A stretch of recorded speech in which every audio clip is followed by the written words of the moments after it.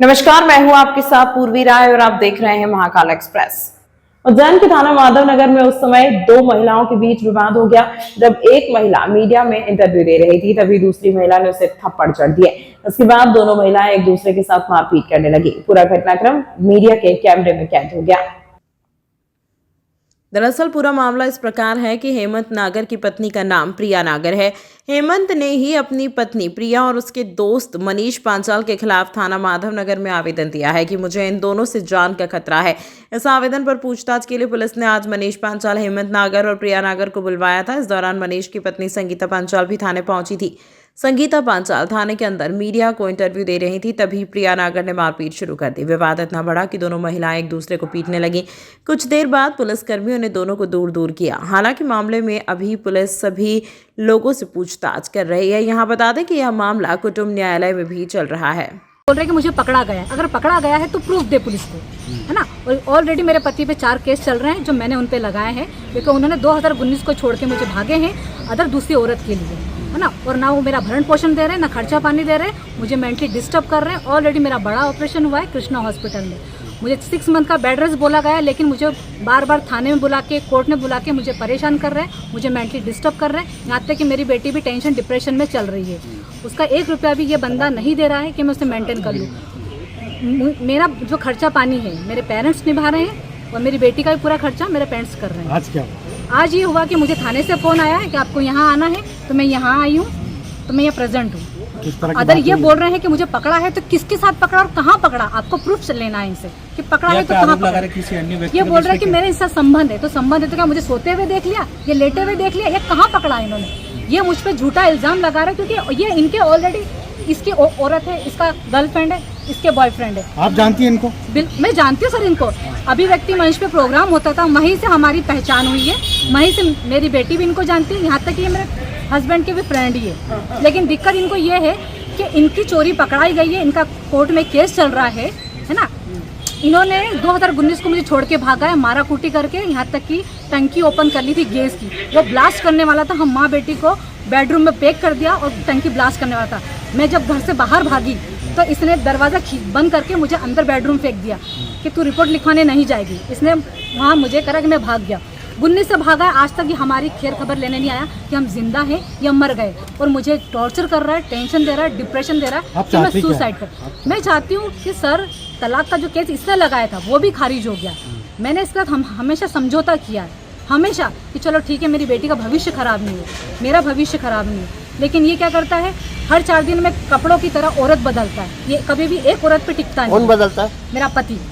और ये इसके साथ अर्टिका में, प्रिया नागर अर्टिका के साथ, अर्टिका में बिठा के रात को 12-12 बजे घूमती रहती। मेरे पति को लेकर क्यों घूमती है? मुख्यमंत्री डॉक्टर मोहन यादव के सामूहिक विवाह समारोह में साधु संतों सहित कई मंत्रियों ने बड़ी संख्या में पहुंचकर नवविवाहित दंपति को आशीर्वाद दिया।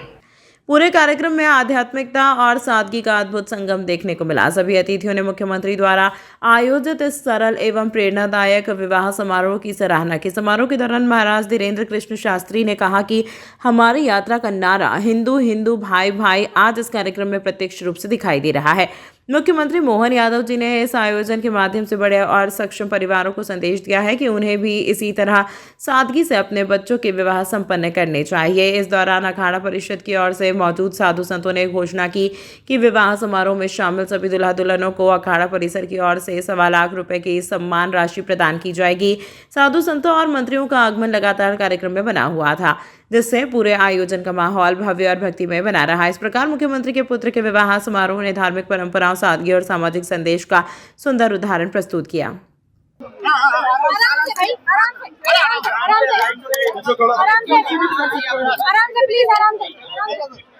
सनातन हिंदू एकता पदयात्रा में जो नारा दिया था, जात पात की करो विदाई, हम सब हिंदू भाई भाई, उसमें हमारे मध्य प्रदेश के मुख्यमंत्री, यशस्वी मुख्यमंत्री श्री मोहन यादव जी भी पहुंचे थे, डॉक्टर मोहन यादव जी। उन्होंने रोड पर बैठकर सामाजिक समरसता का भोज किया था।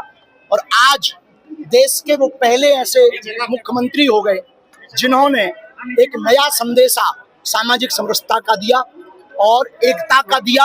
अपने बेटे का विवाह सामूहिक कन्या विवाह उत्सव में कराकर एक नई मिसाल प्रस्तुत की। बागेश्वर धाम पर भी अनवरत कन्या विवाह उत्सव होते हैं। 15 फरवरी को फिर से 300 बेटियों का विवाह है और उसके पूर्व में ये नई मिसाल जो उन्होंने प्रस्तुत की है ये अभूतपूर्व है, सराहनीय है, एकता के लिए है। ड्राइवर का बेटा भी उसी मंडप में बैठा और मुख्यमंत्री का बेटा भी उसी मंडप में बैठा, ये नई मिसाल प्रस्तुत की है। उसके लिए बहुत बहुत साधुवाद हम दे रहे हैं और हम यही चाहते हैं देश में ऐसे ही एकता। शादी विवाहों में करोड़ों अरबों की बर्बादी करते हैं वो नेता, अभिनेता, उद्योगपति, कॉर्पोरेट वर्ल्ड प्रेरणा लेगा डॉक्टर मोहन यादव से और हर जिले में ऐसे आयोजन हो और जो गरीब बेटियां हैं, जो दलित, पिछड़े, शोषित, वंचित वर्ग के बच्चे हैं वो भी ऐसे गौरव प्राप्त करें और वो सबको गौरव। आज यहाँ पर SC ST के भी बच्चे थे, कोई ड्राइवर का बालक है, कोई साधारण काम कर रहा है, लेकिन ये असाधारण काम यहाँ पर हुआ है जब सामूहिक विवाह में एक साथ 21 बच्चे दाम्पत्य जीवन में बंधे। सबको बधाई, शुभकामनाएं, आशीर्वाद और सब प्रेरणा लें। जितने भी करोड़पति, अरबोपति लोग हैं, जितने भी नेता, अभिनेता हैं, वो भी अपने अपने जिले में सांसद हैं और विधायक हैं, वो भी ऐसे सामूहिक विवाह करवाएंगे तो एक नई समरसता का सूत्रपात होगा समाज में।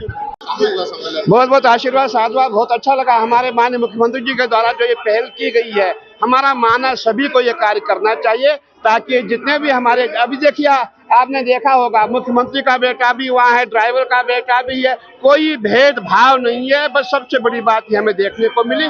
हमारी ओर से बहुत बहुत आशीर्वाद, साधुवाद। काफी अच्छा लग रहा है और महाकाल का आशीर्वाद ऐसा बना रहे। जल्द ही फेरे होने वाले हैं, आप सब आके आशीर्वाद दीजिए। आवाज नहीं आ रही है। काफी अच्छा लग रहा है, काफी अच्छा लग रहा है। दिखाओ के शादी होने पे बहुत और कोई तो नहीं आएगा लोग, सबको बुला लो, सबको बुला लो। आज मुख्यमंत्री डॉक्टर मोहन यादव जी के पुत्र का विवाह समारोह है। मोहन यादव जी ने बहुत अच्छा विचार किया। इस विवाह समारोह में 21 और अन्य जोड़ों का विवाह संपन्न कराने का जो संकल्प किया है वो निश्चित रूप से बहुत ही अभिनंदनीय है, स्वागत योग्य है और प्रेरणास्पद है। मैं इस अवसर पर सभी नव दंपतियों को अपनी ओर से बहुत बहुत बधाई, बहुत बहुत शुभकामनाएं।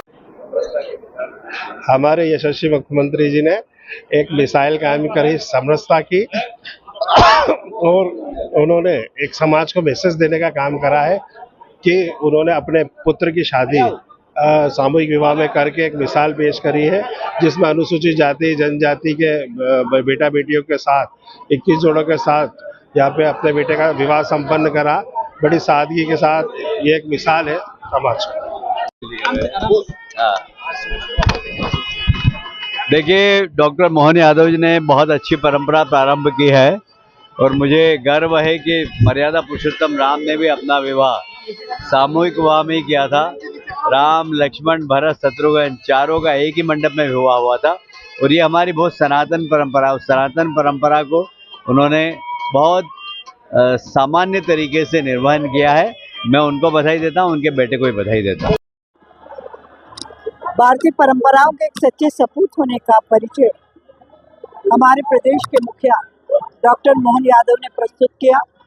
शायरों ने भी कहा, लीक छोड़ तीनों चले, शायर सिंह सपूत। उन्होंने जो सामूहिक विवाह का उत्कृष्ट उदाहरण रखा, समस्त जनप्रतिनिधियों को इससे प्रेरणा लेनी चाहिए और सामूहिक विवाह एक बहुत ही पावन परंपरा, हमारे संत महंत ऋषि परंपरा सभी इसी के पक्षधर है और मुझे लगता है वर्तमान समय की सबसे बड़ी आवश्यकता है।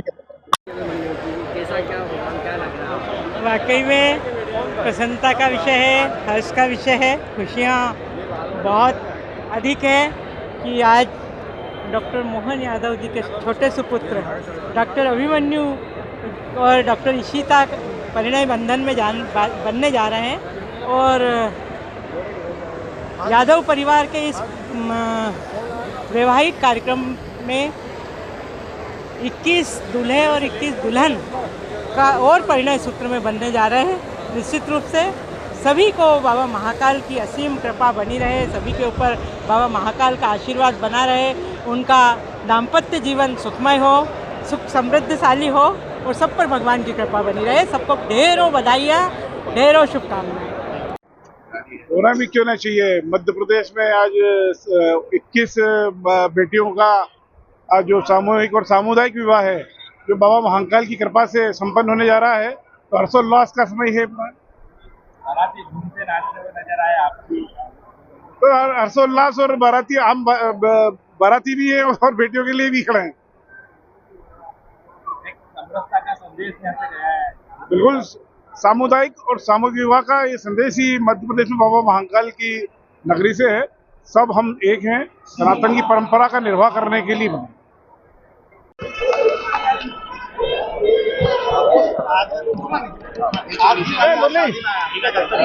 ये अनुकरणीय और सराहनीय पहल माननीय मुख्यमंत्री जी ने की है। वसुधैव कुटुंबकम के सिद्धांत को प्रतिपादित करने की एक पहल जो सार्थक होती दिख रही है। कुछ ही क्षणों में भावनाएं भी हो जाएंगी। एक जो समाज को समेट के चलने का और सादगी के साथ में विवाह करने का जो एक आज फैशन बन गया है महंगी शादियों का, उसको रिवर्स करने का मोहन यादव जी ने जो पहल की, उसमें शामिल होने के लिए और बच्चों को, वर वधू को बधाई देने के लिए सभी को आए थे। बहुत शुभकामना। वीआईपी अतिथियों के बीच सामूहिक विवाह में सभी जोड़ों ने एक दूसरे को वरमाला पहनाई। सीएम के पुत्र और पुत्रवधू की शादी भी संपन्न हुई है।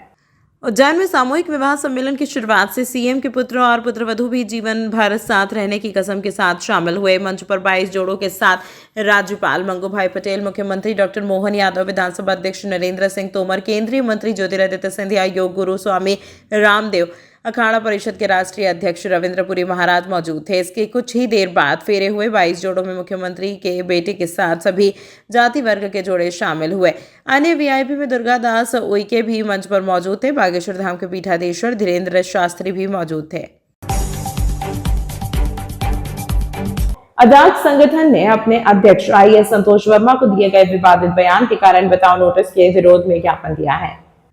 कोठी पैलेस स्थित संकुल भवन पर अजाक्स जिला उज्जैन द्वारा प्रांताध्यक्ष संतोष वर्मा को जारी किए गए कारण बताओ नोटिस के विरोध में जिला अध्यक्ष डॉक्टर आरएल परमार के नेतृत्व में राष्ट्रपति, प्रधानमंत्री, राज्यपाल एवं मुख्यमंत्री के नाम कलेक्टर को ज्ञापन सौंपा गया। मीडिया प्रभारी जीएल भिलवाड़ा ने जानकारी देते हुए बताया कि ज्ञापन में प्रांताध्यक्ष संतोष वर्मा को दिए गए कारण बताओ नोटिस को निरस्त करने की मांग सहित अन्य महत्वपूर्ण बिंदुओं पर कार्रवाई की मांग की गई। 23 नवंबर 2025 को तुलसीनगर स्थित अंबेडकर मैदान में अजाक्स संगठन का प्रांतीय अधिवेशन आयोजित किया गया था। निजी स्वार्थ से प्रेरित संगठन संतोष वर्मा के उद्बोधन को जानबूझकर तोड़ मरोड़ कर भ्रामक तरीके से सामाजिक वैमनस्य फैलाने हेतु प्रस्तुत कर रहे हैं। जिला अध्यक्ष डॉक्टर आरएल परमार ने कहा कि गलत वीडियो वायरल होने के बाद कुछ संगठनों ने इसका विरोध भी किया था। जानकारी लगते ही शांति बनाए रखने के लिए प्रांतीय अध्यक्ष ने माफी का वीडियो जारी कर लोगों से क्षमा भी मांगी है और यह भी बताया है कि किसी की भावना को ठेस न पहुंचे, इसका पूरा ध्यान रखा गया है। सबसे गंभीर चिंता यह है कि मध्य प्रदेश शासन द्वारा बिना उचित विचार विमर्श, तथ्यों की निष्पक्ष जांच एवं कानूनी प्रक्रिया अपनाए बिना संतोष वर्मा को कारण बताओ नोटिस जारी किया गया है, जिसके विरोध में कलेक्टर को ज्ञापन सौंपा गया है। 23 नवंबर 2025 से ही एक विवाद सामाजिक संबंध बनाने को लेकर चल रहा था।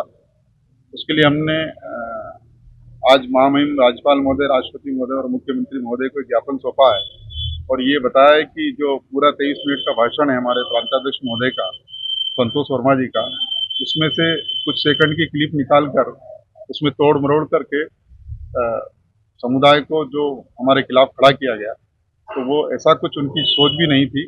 वो एक सही सोच थी, यही थी कि सामाजिक संबंध बनाने से ही, रोटी बेटी के व्यवहार से ही देश में अमन और चैन कायम होगा और रोटी बेटी व्यवहार बनाने से ही जो है आरक्षण का खात्मा हो सकता है और हम सब मिलकर इस चीज़ को आगे बढ़ाएं और कार्य करें। ऐसी हमारी सोच थी और ऐसी हमारी प्रांताध्यक्ष की भी सोच थी कि निश्चित रूप से आप आरक्षण करना, आज मैं आईएएस हूँ तो मेरे साथ कोई बेटी व्यवहार नहीं करता है, इसका मतलब ये है कि मैं आरक्षण का अधिकारी हूँ और जब तक ये स्थिति, सामाजिक स्थिति रहेगी तब तक आरक्षण जारी रहना जरूरी है। इसी बात को लेकर हम आज यहाँ आए थे और ज्ञापन दिया। आदरणीय सभी हमारे भारती जी, जाटव जी, हमारे महेशमा फुले जी की आज जयंती है, उनको नमन, पुण्यतिथि है, उनको नमन करते हुए, उनको प्रणाम करते हुए हम आगे बढ़े ताकि ये हमारा कारवा जो है आगे लगातार चलता रहे। मैं डॉक्टर आर एल परमार, अध्यक्ष जिला अध्यक्ष। नवंबर को प्रांतीय अधिवेशन में नवनियुक्त प्रांत अध्यक्ष संतोष वर्मा सर IAS के द्वारा जो उद्बोधन दिया गया था, उसमें कहा गया था कि आरक्षण के संबंध में कि जब तक हमारे लोगों से, हमारे समाज से, हमारे बहू बेटियों से या हमारे बच्चों से कोई संबंध नहीं बनाता है, संबंध का मतलब है कि वैवाहिक संबंध, इसकी गलत व्याख्या की गई और उसको 23 मिनट की क्लिप को तोड़ मरोड़ करके कुछ सेकंड की क्लिप निकाल करके दुष्प्रचारित किया गया और पूरा सामाजिक माहौल बिगाड़ा गया। तो हमारी माननीय मुख्यमंत्री जी से और सभी शासन प्रशासन से अनुरोध है कि इसकी सही व्याख्या करें और हमारी ऐसी कोई भावना नहीं है। पूर्व में भी रोटी बेटी व्यवहार को लेकर अजास काम करता आया है और सामाजिक सौहार्द की बात करता आया है। मैं महेश विरुलिया, प्रांतीय सचिव, मध्य प्रदेश अजाक्स। शिप्रा का रूप निखारने के लिए 29 किलोमीटर में नवीन घाटों का निर्माण तेज गति से जारी है। उज्जैन आए सीएम डॉक्टर मोहन यादव ने घाट निर्माण कार्य का निरीक्षण किया है। उज्जैन में शिप्रा नदी के किनारे सिंहस्थ कुंभ 2028 के लिए 29 किलोमीटर लंबे घाटों का निर्माण तेज गति से जारी है। इस परियोजना का उद्देश्य मेले के दौरान श्रद्धालुओं को सुगम स्नान की सुविधा प्रदान करना और इसके लिए निर्माण कार्य की गुणवत्ता और समय सीमा का विशेष ध्यान रखा जा रहा है। सीएम डॉक्टर मोहन यादव ने घाट निर्माण स्थल का निरीक्षण कर कार्य को तेजी से पूरा करने के निर्देश दिए हैं। इस दौरान मेला अधिकारी आशीष सिंह, कलेक्टर रोशन कुमार सिंह और जल संसाधन विभाग के अधिकारी भी मौजूद थे। सिंहस्थ कुंभ 2028 को ध्यान में रखते हुए 29 किलोमीटर लंबा घाट क्षेत्र विकसित किया जा रहा है। सीएम ने निर्माण कार्य का निरीक्षण किया। इस परियोजना में घाट निर्माण के साथ साथ 21 बैराज और अन्य संरचनाएं भी शामिल है, जिसकी कुल लागत 863.69 करोड़ है और इसका लक्ष्य सिंहस्थ 2028 से पहले से पूरा करना है। यह भारत में पहली बार 29 किलोमीटर लंबी स्थायी घाट होंगे जो श्रद्धालुओं को किसी भी कुंभ में एक लंबा और निर्बाध स्नान का अनुभव प्रदान करेंगे। फर्म के आकाश गुप्ता ने बताया कि उज्जैन में 2028 के सिंहस्थ महापर्व के लिए शिप्रा नदी के किनारे 29 किलोमीटर लंबे नए घाटों का निर्माण कार्य तेजी से जारी है। यह परियोजना लगभग 778 करोड़ रुपए की लागत से पूरी की जा रही है, जिसका उद्देश्य श्रद्धालुओं को सुगम, स्वच्छ और सुरक्षित स्नान की सुविधा प्रदान करना है। इस परियोजना में आधुनिक सुविधाएं जैसे प्रवेश मार्ग, पूजा के चबूतरे, लाइटिंग, चेंजिंग रूम, पीने का पानी और दिव्यांगों के लिए रैंप शामिल है। हमारा उद्देश्य है कि मुख्यमंत्री डॉक्टर मोहन यादव की मंशा अनुसार 2028 में होने वाले सिंहस्थ महापर्व के लिए घाटों का निर्माण और श्रद्धालुओं के लिए बेहतर सुविधाएं प्रदान करना है।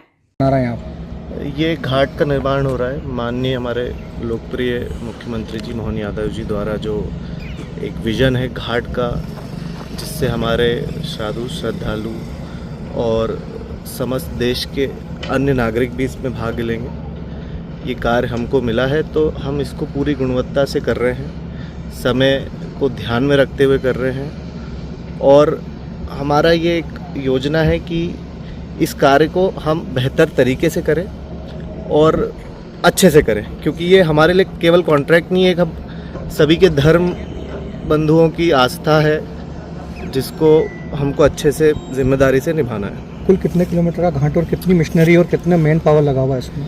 ये घाट 29 किलोमीटर का है।